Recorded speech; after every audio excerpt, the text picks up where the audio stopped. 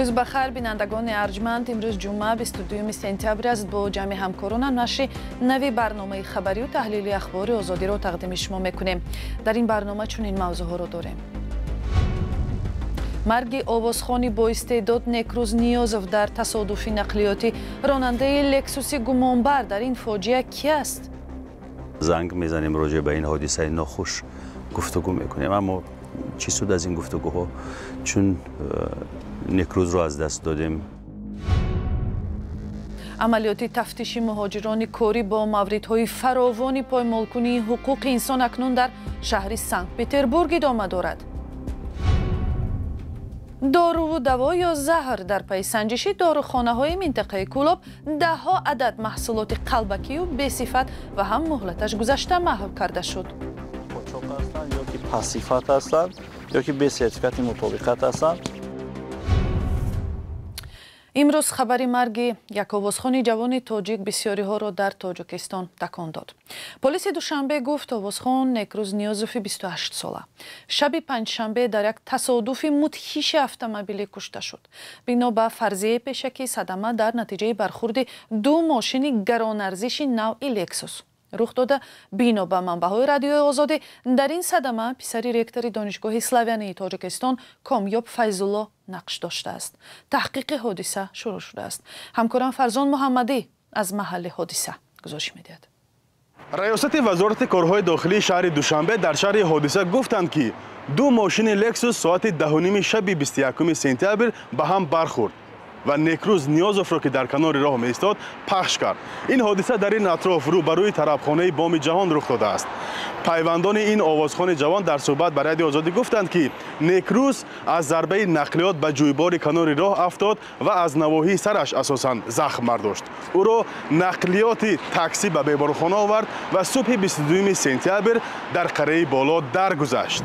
میروی جانم به فدایت مرا، سوختم از جور و جفایت مرا، تشنه پیمانه شدم میروی. اینجا نیکروز نیازوف همگی چند ساعت پیش از مرگش سرودی نو همراه با کرامت حبیبوف. علاوه به بازخوانی ترانه‌های مشهور، نیکروز نیازوف از سبک سرارندگان نامدار مبارکشاه و دلیر نظروف پیروی میکرد. چند نوار یکجایش با دلیر نظروف و ناباور چناروف هم در شبکه‌های اجتماعی پخش شدند. نیکروز بسیار بالایوقت بود، گرچنده که سرودها بازخوانی میکرد و ولی آهنگای خودش هم داشت. یک جوان موفق بود، ولی یک کار بهترینش این بود که با تکنولوژی حاضر زمانه برای مثال اسباب انجام موسیقی مدرن یعنی که بسیار خوب سر و کار داشت و سرفهم میرفت و خیلی آینده درخشان می داشت و متاسفانه افسوس که نمیشه واقع شد. تمام اهل هنر امروز اندوهگینند، به هم دیگر زنگ میزنیم راجع به این حادثه ناخوش گفتگو میکنیم، اما چی سود از این گفتگوها، چون نیکروز رو از دست دادیم. نیکروز نیازوف خیلی جوان بود و کلاً آرزوهایش را نتوانست عملی بکند. صد افسوس. جسد نیکروز نیازوف 28 ساله را برای دفن به ولایت مختاری کوهستانی بدخشان بردند. دو راننده نقلیات گران ارزش لکسوس که برخوردشان سبب مرگ آوازخوان جوان شد 18 و 19 ساله بودند. فعلا معلوم نیست که ماشین ها به کامیاب فیض‌الله و آیت الله اهدمزاده تعلق داشتند یا به نزدیکانشان. چند منبع آگاه رادیو آزادی گفتند کامیاب فیض‌الله پسر فیض‌الله مشرب قربانعلی رکتور دانشگاه اسلاویانی بوده، در همین مؤسسه تحصیل میکرد. تلاش های ما برای صحبت با مشرب فیض‌الله تا این دم بی نتیجه بود. این بار اول نیست که آوازخوانان تاجیک در صدمه های نقلیاتی قربان می شوند. از جمله دمیربک عالیموف 33 ساله شب 5 فوریه سال 2022 جانش را از دست داد. پیش از این در یک صدمه پرسر و صدا در ماه اوگوست سال 2020 آوازخوان معروف بهرام غفوری به هلاکت رسیده بود. در چند تصادف فاجعه بار فرزندان منصبداران بلندپایه تاجیکستان شرکت داشتند. تحقیق آنها ناشفاف گذشته، نتیجه تفتیش ها نامعلوم ماند. فرزان محمدی، رادیو آزادی شهر دوشنبه.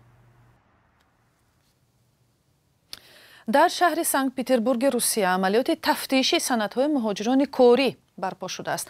Ин гуна амалиёт то ҳол дар дигар минтақаҳои Русия аз ҷумла Москав гузашта буд ва ҳоло акнун дар нуқоти дигари ин кишвар давом дорад. муҳоҷирони корие ки бо радиои озодӣ суҳбат карданд дар бораи ҳолатҳои фаровони поймол шудани ҳуқуқи онҳо ва ҳам беэҳтиромии зиёди полис хабар медиҳанд. Мумин Аҳмадӣ гузориш медиҳад. اینجا پاسبان‌ها هستند پیوسته همه را از مادر حقارت می‌دهند. حاضر گرفته به شوبه میبرم. زود باشید. چی نمیفهمید؟ مهاجران تاجیک از مناسبت دغل و تحقیرآمیز کارمندان پلیس در سنت پتربورگ شکایت کردند. روز 21 سپتامبر ده‌ها مهاجر تاجیک هنگام تمدید سندهایشان به تحقیر و تهدید روبرو شدند. چی مگر نافهمه است؟ دمتان را گیرید. شما فقط زوری را میفهمید. آرام استید گوسفندها.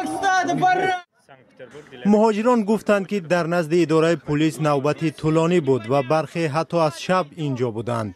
آنها در زیر باران و هوای سرد مجبور بودند که ساعتها انتظار شوند. باید از شب اینجا در نوبت ایستاد و تا سحر انتظار شد. راست خواب ناکرده راست می ایستیم. اینجا معیوبان، کهنسالان و از همه ملت ها برای ثبت نام هستند. احترام به مهاجران به صفر برابر است. نمیدانم اینجا چی میگذرد، ولی آنها شکایت میکنند که غیر روس ها خوب نیستند. چرا آنها خود را اصلاح نمیکنند؟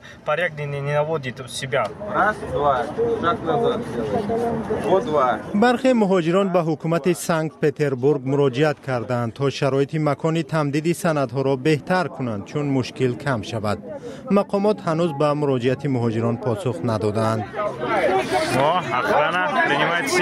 نیم سال اخیر فشار بالای مهاجران تاجیک در روسیه به مراتب افزایش یافته است. مهاجران همیشه از برخورد بد مقامات روس شکایت میکنند. مقامات روس خود مهاجران را در نقض ترتیبات گناهکار میدانند. امروز در میدان ریسپوبلیک یریوان پایتخت ارمنستان گردهمایی اعتراضی ضد تسلیم شوی منطقه قراباغ کوهی ادامه کرد. میان اعتراضگران و پلیس زد و خورد صورت گرفت. در نتیجه ده‌ها اعتراضگر بازداشت شد. در میان بازداشت شده ها اندرانیک تیوانیان یکی از نمایندگان حرکت مخالف مادر ارمنستان هم می باشد. تیوانیان دیروز از طرفدارانش خواسته بود که در میدان مرکزی پایتخت که بینای حکومت آنجا جایگیر است جمع شوند و بینا را به محاصره گرفته پیش راه برگزاری جلسه حکومت اجرایی را بگیرند. تیوانیان و طرفدارانش به برکناری نخست وزیر نیکول پاشینیان دعوت میکنند. و بیننده ارجمند در این فرصتی برنامه پارچه از برنامه یا نشینوی گپ آزاد رو میبینیم که این دفعه موضوع ربودن دو مخالف دولت ترکیه از تاجیکستان در آن بررسی شده است. همکاران ما این مسئله را با مهمانان برنامه در میان گذاشتند که این تمایل تا چه حد میتواند با استرداد مخالفان دولت تاجیکستان از ترکیه و کشورهای دیگر اثر داشته باشد. بهانه رو می‌یابد که تاجیکستان می‌خرد определённые одамои дар определённые давлатҳо ба воситаи ҳамон ҳар гуна сиёҳ мекунанд активни лицоя асосан ҳамон нафарое ки аз манотиқи ҳамон эмомалӣ раҳмон фаъоли сиёсӣ нестанд барои ҳамонҳо асосан шикор мекунанд. محترم گدایف شما را 4 سال پیش خوب یاد دارید از مسکو گرفته و به دوشنبه بردن. آیا سندی برای بازداشت و یا حجت نشان دادن در وقتی که شما را به دوشنبه آوردن؟ و خواهش میکنم خیلی فشرده‌تر در این باره پاسخ میدادید. ببینید در وقتی که از منو از مسکو دزدیدن هیچ سندی ترتیب نداده و فرماندهان مقامات فدرالی امنیتی روسیه دزدیده آورده در داخل سامالیات در دست مقامات تاجیکستان دادن. یعنی که در اینجا بدون ترتیب دادن هیچ سند این دزدی صورت گرفتگی است و این کار اینها حقوق نداشتند چون وقتی که شما به هواپیما وارد میشوید حداقل هواپیما باید که سندهای تصدیق شده را وابسته به استرداد شما که شما را مجبورا در سامالیات یا هواپیما وارد میکنند باید اون پرسان شود. یعنی در تمام مرحله هایی که برای بازداشت هست اینها بدون اینها گذاشتگی هستند و به این خاطر این را میگویند آدم ربایی. قضیه من این قضیه آدم ربایی بود.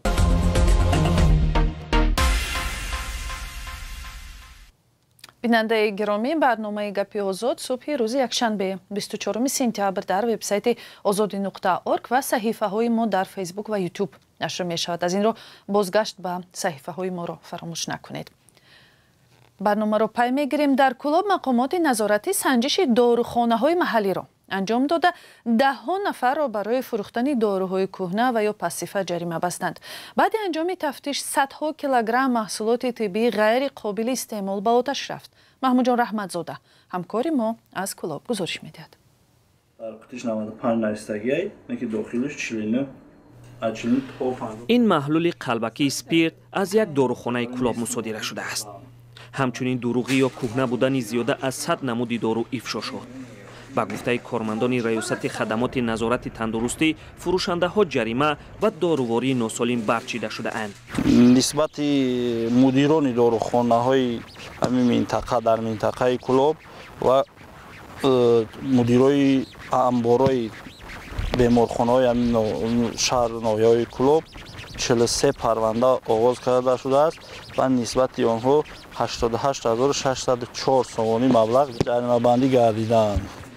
با گفته معاون سردار ریاست خدمات نظارت تندرستی در منطقه کلاب جمعاً 1 تن و 190 کیلو دارو و مهمات طبی مصادره شده است. ماده داروواری که مثلا ما در وقت سنجش دسترس کرده از داروخانه و طبق سند گرفتگیم این داروواری قاچاق هستند یا که پاسیفات هستند یا که به سرتیفیکات مطابقت هستند. این محصولات اکنون نه شفابخش بلکه برای سلامتی ضررناک شمرده می شود. قرار است همه آن سوزانده شود. حالا در منطقه کلاب سر هر قدم چندین داروخانه است. مقامات میگویند تاجران اکثری داروها را از دوشنبه می آورند. هر نیم سال مقامات با این اصول محصولات خطرناک را نیست میکنند. مبلغ محصولات گرفته شده 70,000 سومانی را تشکیل میداده است. اما در این اداره دقیق نگفتند که داروهای پاسیفات را کدام شرکت ها وارد بازار میکنند. گفتند سوداگران از کجا وارد کردن مال خود را پنهان می‌دارند.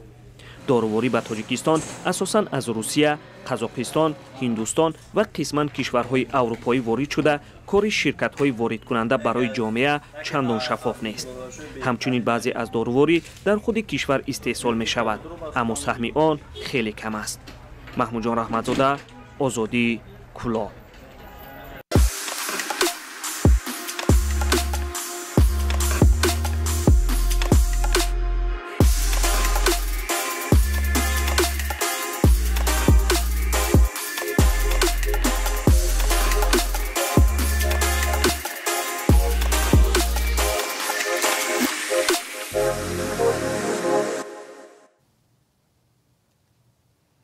و یک خبر دیگری روز در برلین هفته آینده ملاقات پرزیدنتان آسیای مرکزی با رئیس جمهوری آلمان برگزار می شود. در وبسایت پرزیدنت آلمان خبر داده شده است که ملاقات فرانک والتر شتاینمایر با پرزیدنتان تاجیکستان امامعلی رحمان، قزاقستان قاسم جمعت توقیف، قرغیزستان صادر جبارов، ازبکستان شوکت میرزیویف و ترکمنستان سردار بردی محمدов صبح 29 سپتامبر در قرارگاه پرزیدنت آلمان برپا خواهد شد. هنوز موضوع گفتگوها نشر نمی شود و مقامات تاجیکستان یا دیگر کشورهای آسیای مرکزی درباره برنامه سفر چیزی ننوشتند.